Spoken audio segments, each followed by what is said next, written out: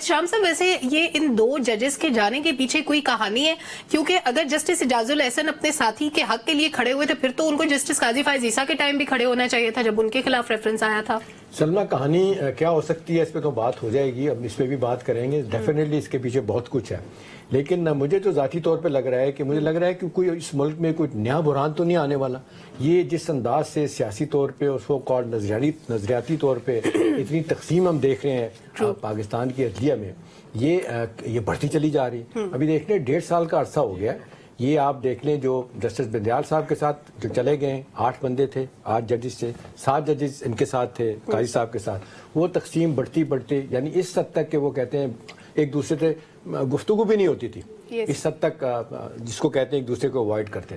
اب اس کا سامنا ایک عرصے سے کر رہے تھے بہت سارے لوگ جو سپریم کورٹ بار ایسوسیشن کے ہیں. انہوں نے کہا جاتا ہے کہ اپنے طور پہ کچھ ایفرٹ کیا تھا کہ اس سے ملک کا نقصان ہو رہا ہے, عدلیہ جو ہے نا وہ جس انداز سے پولیٹیسائز ہو رہی ہے, پولرائز ہو رہی ہے, یہ ملک کے لیے اداروں کے لیے ٹھیک نہیں ہے. دیکھیں سلمہ, اب دیکھنے تو والی بات ہے کہ یہ پہلا اونس تو انہی کے اوپر آتا تھا کہ عدلیہ اپنے اختلافات اپنے گھر میں دور کرتی, لیکن عدلیہ سپریم کورٹ لیول پہ اگر یہ اختلافات آئیں گے تو نیچے عدالتیں کیا کریں گی.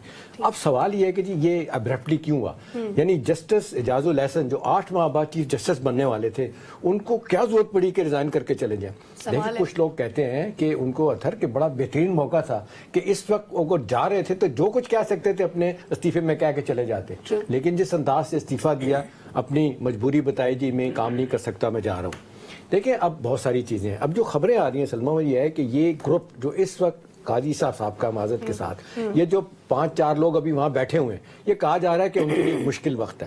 ابھی اعجاز الاحسن صاحب کے بارے میں جو خبریں آ رہی ہیں کہ جی $130,000 اپنے کسی مبینہ طور پہ بیٹی کی پڑھائی کے لیے لگائے. پھر حیات ریجنسی جو ہوٹل کھل رہا تھا وہاں پہ کہا جاتا ہے ان کے بیٹے نے کمیشن لی تھی مبینہ طور پہ. ابھی اس کو دیکھتے ہوئے کہا جا رہا ہے کہ انہوں نے کہا کہ اس سے پہلے کیونکہ ماحول بن گیا ہے کہ اس کے بعد باقیوں پہ بھی ریفرنس آئے گا مزار نقوی کے بعد, انہوں نے پریمپٹ کیا کہ چلے جائیں. جسٹس منیر مختار بڑے زبردست فیصلے کیے ہیں. اب کہا جا رہا ہے کہ جی وہ بھی شاید ان لائن ہو جائیں, ان کو ریزائن کرنا پڑے.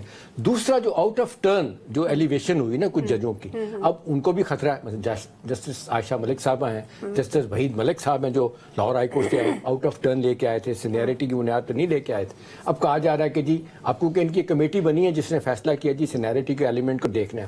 تو ان ججز آزاد کو لگ رہا ہے کہ یار شاید ہم پہ بھی تلوار لگے گی.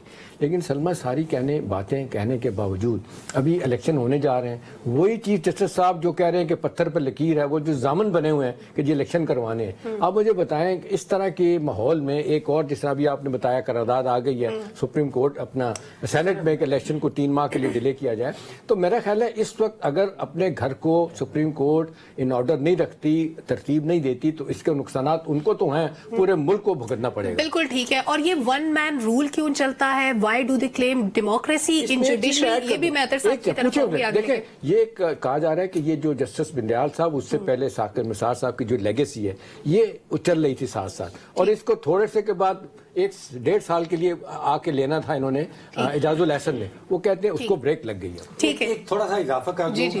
آپ نے گرینڈ ہائت کا ذکر کیا, وہ کانسٹیٹیوشن 1 والا جو پروجیکٹ ہے اس میں جسٹس اعجاز الاحسن صاحب ایز اے وکیل پیش ہوتے رہے اس کمپنی کی طرف سے, اور پھر جب وہ کیس سپریم کورٹ میں آیا تو جج بیٹھ کے بھی انہوں نے سنا ہے وہی والا لیکن سنا ہے کہ اس کو سنا تھا, پھر اس کے بعد ان کو اٹھا دیا گیا کیونکہ ان کے وکیل نے کہا تھا کہ جی آپ تو ان کے وکیل ہیں لہذا اٹھیں یہاں سے. جی وہ بندیال صاحب نے ان کو ویور دے دیا تھا, انہوں نے کہا تھا کہ یہ جو آبجیکشن ہے اس کو میں ویو کر دیں.